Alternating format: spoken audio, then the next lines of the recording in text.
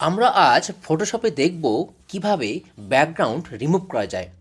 আমরা অনেক অ্যাপস দেখেছি, কিন্তু ফটোশপে করলে আমরা আমাদের মতো করে ব্যাকগ্রাউন্ডগুলো যেটা আমাদের পছন্দ সেটা আমরা রিমুভ করতে পারবো।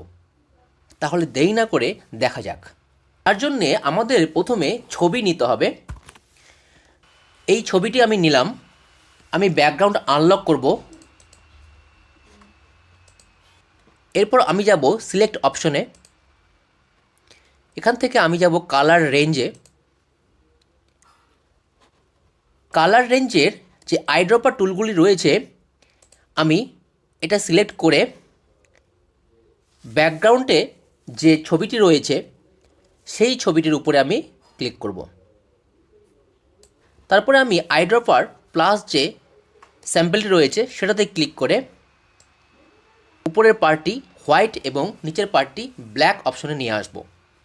তারপর আমি যাব ইনভার্টে, ওকে করে দেব। এরপর আমি যাব লেয়ার মাস্কে। দেখুন এখানে পেছনে ব্যাকগ্রাউন্ডটি কিন্তু রিমুভ হয়ে গিয়েছে। আমি এরপর ব্যাকগ্রাউন্ডে নতুন ছবি দেব। এই ছবিটিকে আমি মুভ টুল দিয়ে এই ছবির মধ্যে নিয়ে আসব। এই ছবিটিকে আমি সাইজ করে নেব।